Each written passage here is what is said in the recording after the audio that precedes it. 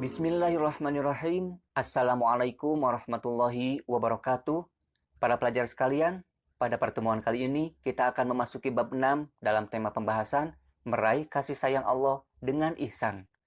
Dan dalam upaya memahami bab ini, setidaknya kalian harus bisa menjawab beberapa pertanyaan berikut ini. Yang pertama, jelaskan pengertian ihsan. Yang kedua, jelaskan contoh perilaku ihsan sesuai dengan perintah Allah dalam Quran Surat Al-Baqarah ayat 83. Dan yang ketiga, sebutkan balasan dari Allah Subhanahu wa Ta'ala bagi orang yang berbuat ihsan. Nah, untuk dapat menjawab beberapa pertanyaan ini, silahkan simak videonya sampai tuntas dan siapkan juga catatannya. Para pelajar sekalian, sebelum kita membahas lebih dalam mengenai ihsan, terlebih dahulu kita harus memahami bahwa keinginan mendasar bagi setiap manusia adalah tercapainya kebahagiaan.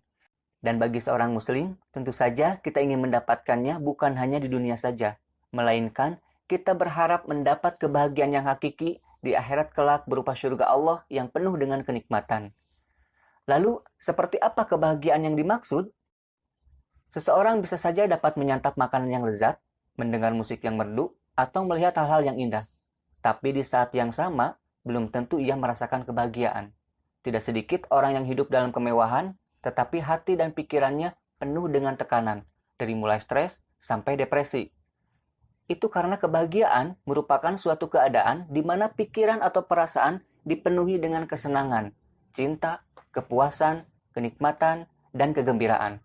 Sehingga kebahagiaan bukan dirasakan oleh panca indera, namun oleh hati dan pikiran. Jadi, ketika seseorang mendapatkan kasih sayang dari orang-orang terdekat, seperti dari orang tua, keluarga, kerabat, teman, tetangga, dan lebih jauhnya dari masyarakat sekitar, maka disitulah kebahagiaan diperoleh, karena hatinya dipenuhi oleh perasaan cinta dari orang sekitar. Dan sebaliknya, meskipun kita memiliki materi yang berlimpah, tetapi tidak mendapatkan kasih sayang dari orang-orang tersebut, maka kebahagiaan pun akan sulit diraih. Lalu, bagaimana caranya agar kita mendapatkan kasih sayang dari orang-orang terdekat dan dari lingkungan sekitar? Sebuah hadis dari Abu Hurairah radhiyallahu anhu, Nabi SAW bersabda, apabila Allah Subhanahu wa Ta'ala mencintai seorang hambanya, dia memanggil Jibril, lalu berkata, sesungguhnya Allah Subhanahu wa Ta'ala mencintai si fulan, maka cintailah dia. Maka Jibril pun mencintai hamba itu, lalu berseru kepada penduduk langit, sesungguhnya Allah mencintai si fulan, maka cintailah dia. Maka seluruh penduduk langit mencintai hamba itu. Kemudian orang itu pun dijadikan bisa diterima oleh penduduk bumi. Hadis riwayat Al-Bukhari dan Muslim.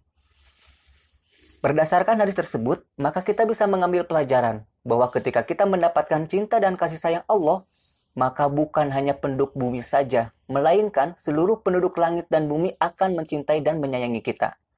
Lalu, bagaimana caranya agar kita bisa mendapat cinta dan kasih sayang Allah? Allah Subhanahu wa Ta'ala berfirman dalam Quran Surat Ar-Rahman ayat 60. Hal jazaa'ul ihsani illal ihsan. Tidak ada balasan kebaikan kecuali kebaikan juga. Melalui ayat ini, kita bisa memahami bahwa ketika kita berbuat kebaikan atau ihsan, maka Allah akan membalas dengan kebaikan juga. Dan ini merupakan ketentuan dari Allah, bahwa bagi siapapun yang ingin mendapat kebaikan berupa rahmat atau kasih sayang dari Allah, maka hendaklah dia melakukan kebaikan untuk Allah. Dan ini juga berarti bahwa siapapun yang enggan melakukan kebaikan untuk Allah, maka dia tidak akan pernah mendapatkan kebaikan atau rahmat dari Allah. Dan siapapun yang jauh dari rahmat Allah, maka hatinya tidak akan pernah bahagia. Lalu, bagaimana cara kita berbuat kebaikan atau ihsan kepada Allah?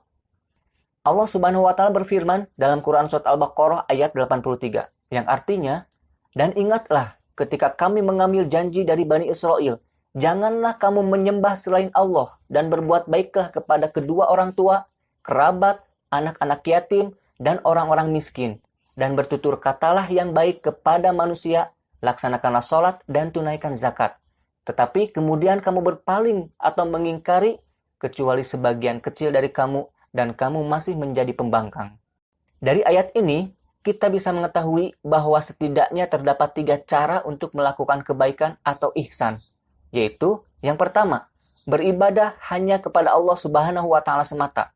Tidak melakukan peribadatan kepada selain Allah, seperti menyembah pohon, matahari, bulan, bintang, benda-benda pusaka, ataupun makhluk-makhluk Allah lainnya seperti menyembah setan ataupun bangsa jin. Yang kedua, setelah Allah memerintahkan untuk melakukan penyembahan hanya kepada Allah semata, Allah pun memerintahkan untuk berbuat ihsan kepada kedua orang tua, kerabat, anak-anak yatim, dan orang-orang miskin. Yang ketiga, menjaga lisan dengan senantiasa bertutur kata yang baik kepada siapapun.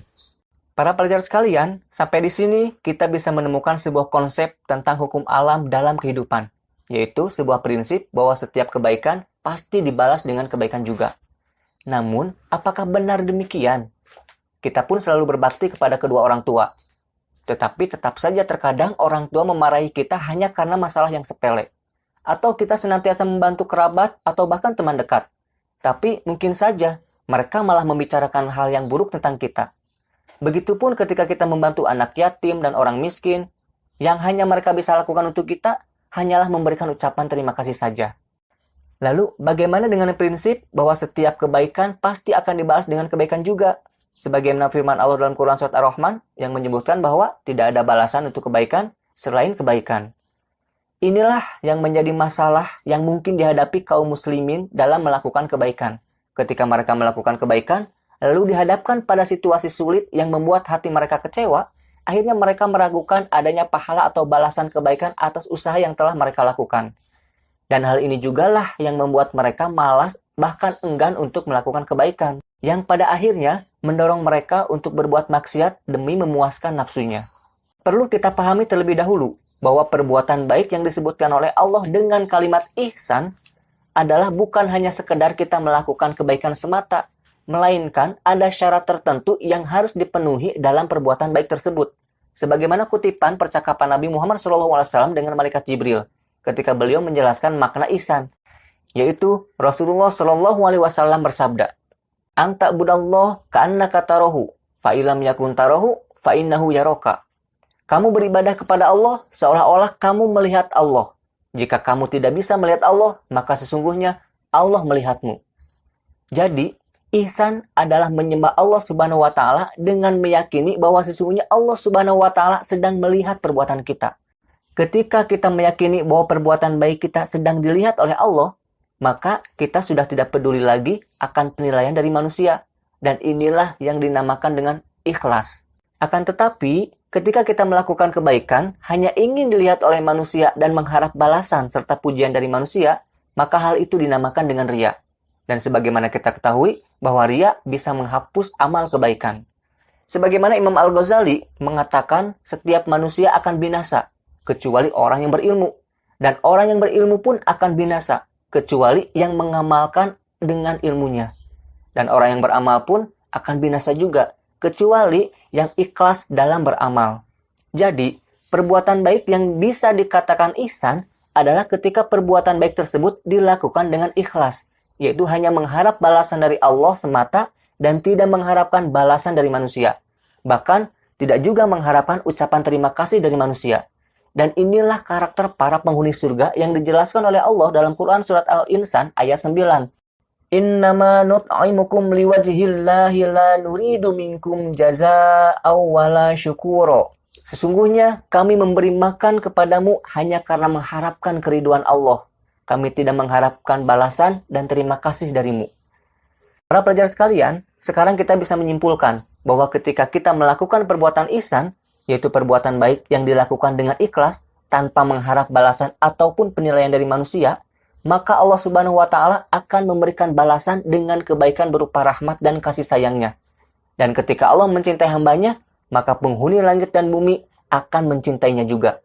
Dan di saat itulah kebahagiaan akan dirasakan.